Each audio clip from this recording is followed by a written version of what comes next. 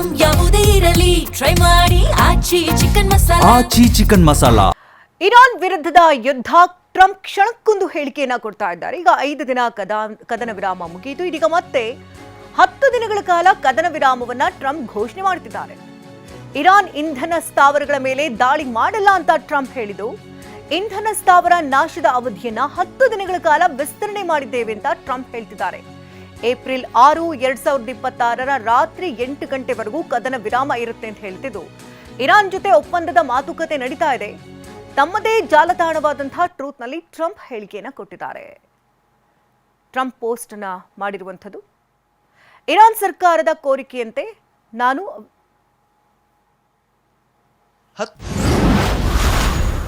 Iran ಸರ್ಕಾರದ ಕೋರಿಕೆಯಂತೆ ನಾನು ಅವರ ಇಂಧನ ಸ್ಥಾವರದ ಮೇಲೆ ದಾಳಿ ಮಾಡಲು ಉದ್ದೇಶಿಸಿದ್ದ ಅವಧಿಯನ್ನು 10 ದಿನಗಳವರೆಗೆ ವಿಸ್ತರಿಸುತ್ತಿದ್ದೇನೆ. ಏಪ್ರಿಲ್ 6, 2026 ರಾತ್ರಿ 8 ಗಂಟೆವರೆಗೆ ಈ ಕದನ ವಿರಾಮ ಇರಲಿದೆ. ಒಪ್ಪಂದದ ಮಾತುಕತೆಗಳು ನಡೆಯುತ್ತಿವೆ. ನಕಲಿ ಸುದ್ದಿ ಮಾಧ್ಯಮಗಳು ಮತ್ತು ಇತರರಿಂದ ವ್ಯತಿರಿಕ್ತ ಹೇಳಿಕೆಗಳ ಹೊರತಾಗಿಯೂ ನಮ್ಮ ಒಪ್ಪಂದ ಉತ್ತಮವಾಗಿ ಸಾಗುತ್ತಿದೆ. ಈ ವಿಷಯದ ಬಗ್ಗೆ ನಿಮ್ಮ ಗಮನಕ್ಕೆ ಧನ್ಯವಾದಗಳು. ಇರಾನ್ ಕೊಟ್ಟಂತಹ ಗಿಫ್ಟ್ ರಹಸ್ಯವನ್ನ ಟ್ರಂಪ್ ಬಿಚ್ಚಿಟ್ಟಿದ್ದಾರೆ. ಇರಾನ್ ಕೊಟ್ಟಂತಹ ಗಿಫ್ಟ್ ತೈಲವಿದ್ದಂತಹ 8 ದೋಣಿಗಳನ್ನ ಈಗ ಹೊರತೆಗೆದಿದ್ದಾರೆ. ಪಾಕ್ ಧ್ವಜ ಹೊತ್ತಂತ 8 ದೋಣಿಗಳು ಗಿಫ್ಟ್ ಆಗಿ ಬಂದಿದೆ ಅಂತ ಹೇಳಿದ್ರು. ನಂತರ 2 ಬೋಟ್ಗಳನ್ನ ಕಳಿಸುವುದಾಗಿ ಹೇಳಿದ್ರು. ಪಾಕ್ ಮೂಲಕ ಮಧ್ಯಸ್ಥಿಕೆಗಾಗಿ ಇರಾನ್ ಯತ್ನವನ್ನ ನಡೆಸ್ತಾ ಇದೆ ಅಂತ ಪಾಕ್ ಧ್ವಜ ಹಾಕಿ ಅಮೆರಿಕಾಗೆ 8 ಹೈಲ ತಡಗುಗಳು ಗಿಫ್ಟ್ ಆಗಿ ಬಂತು ಅಂತ ಹೇಳಿದ್ದಾರೆ. ಇರಾನ್ ಮೇಲೆ ಸಮರ ಸಾರಿದಂತ ಇಸ್ರೇಲ್ಗೆ ಮರ್ಮಾಘಾತ ಶುರುವಾಗಿದೆ. 28ನೇ ದಿನಕ್ಕೆ ಕುಗ್ಗಿ ಹೋಗ್ತಾ ಇದೆ ಇಸ್ರೇಲ್ನ ಸೇನಾ ಬಲ.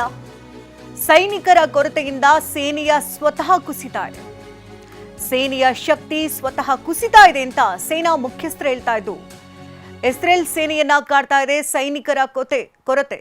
ದಿನದಿಂದ ದಿನಕ್ಕೆ ಸೈನಿಕರ ಕೊರತೆಯಲ್ಲಿ ಕ್ಷೀಣಿಸ್ತಾ ಇದೆ.